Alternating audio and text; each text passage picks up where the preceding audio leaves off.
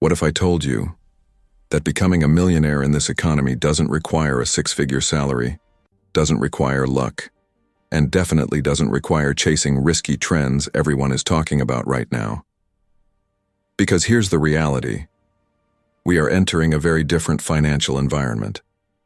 Interest rates have shifted, government spending patterns are changing, AI is reshaping how money flows, and capital is moving faster than ever across markets. And in times like these, where you put your money matters more than how much you make. Most people are focused on income. Smart investors are focused on structure. They're asking questions like, how do I protect my money first? How do I position myself for growth? And how do I build wealth without needing a massive paycheck? Because there's a big difference between earning money and keeping money, and an even bigger difference between spending money and investing it correctly.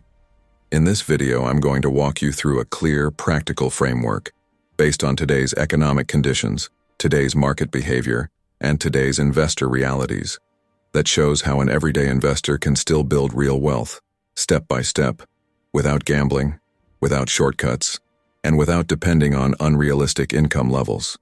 So if you're trying to figure out how to invest smarter in this current environment, how to stop leaking money without realizing it, and how to position yourself for long-term growth in 2026 and beyond, stay with me, because this might change how you think about money forever.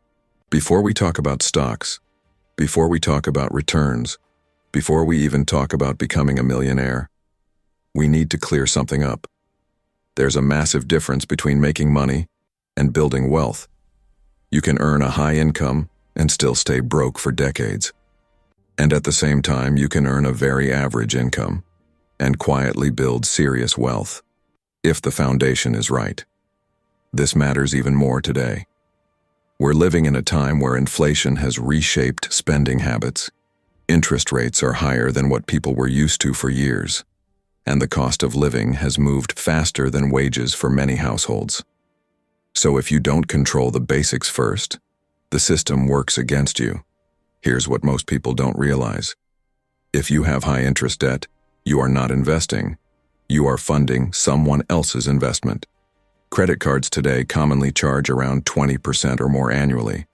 That means every dollar sitting on a balance is growing against you at a rate most investors would dream of earning.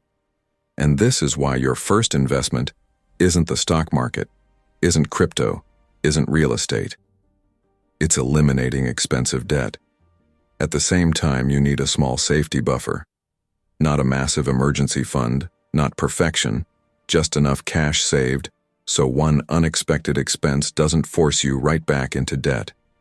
This is how investors protect momentum. Now, once that foundation is in place, something powerful happens. You stop reacting to money problems, and you start directing money intentionally. This is where structure comes in.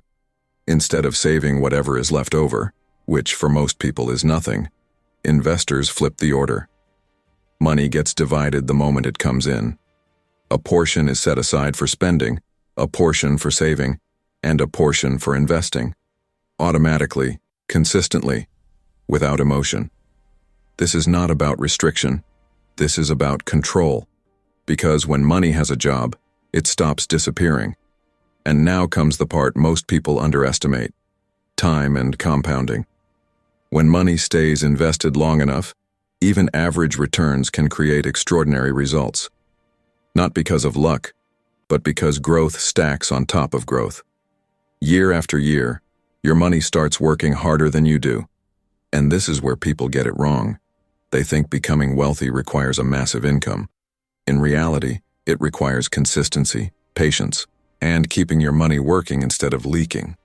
Once the foundation is solid, once debt is no longer draining you, once saving and investing become automatic, now you're no longer running in place.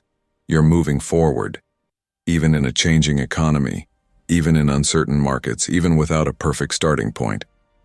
Now let's talk about the part of wealth building that almost nobody likes to admit. Most people don't lose financially because of bad investments. They lose because of daily decisions that feel normal, feel justified, and feel harmless. Especially in today's economy. Financing is everywhere. Monthly payments are marketed as affordability. And lifestyle upgrades are constantly framed as success, so people don't ask, "Can I afford this long term?" They ask, "Can I handle the payment right now?" And that one shift in thinking changes everything. Let's start with transportation, because this is one of the biggest money leaks for American households. A car is necessary, but how you buy that car determines whether it supports your future or slows it down. When a car is financed, you lock yourself into a fixed monthly obligation, often for years, while the value of that car is moving in only one direction, down. At the same time, you're also paying for higher insurance, more expensive maintenance, and increased operating costs. So, while your income is working hard, a portion of it is being committed every single month to something that is not producing a return. Now compare that to what happens when that same monthly amount is invested instead. Even without extraordinary performance, even without risky strategies, consistent investing allows time to do the heavy lifting. Money grows, then that growth starts generating growth of its own. This is where compounding becomes real. And this is also where people get uncomfortable, because compounding rewards patience, not excitement. Now let's expand this idea beyond cars. Homes, clothing, travel, upgrades, none of these are bad things. The issue isn't spending, the issue is sequence. Buying lifestyle first and investing second leaves very little room for wealth to grow. We see this happen all the time. Income increases, expenses expand to match it, and investing gets postponed. The result? People earn more but feel stuck. Smart investors flip that order. They allocate for investing first, then design their lifestyle around what's left. This doesn't feel exciting in the beginning, but over time, it creates freedom. And this distinction matters even more in the current economic environment. Markets are more sensitive, costs are higher. Opportunities reward people who have liquidity and flexibility. When your money is tied up in liabilities, you lose optionality. When your money is positioned in assets, you gain leverage. And eventually, something powerful happens. Your assets begin to support your lifestyle. Investments help offset expenses. Cash flow reduces pressure on income. And financial decisions become proactive, not reactive. This is how people transition from working for money to partnering with money. And none of this requires extreme risk, perfect timing, or unrealistic expectations. It requires discipline, intentional choices, and understanding the long-term impact of short-term decisions. Because the truth is simple, most people don't fail financially in one big moment. They fail slowly, through choices that delay progress, while telling themselves they'll start investing later. And later is always more expensive. So when you step back and look at everything we talked about, this really comes down to one simple truth. Wealth isn't built by doing something extreme. It's built by doing the right things consistently for a long period of time.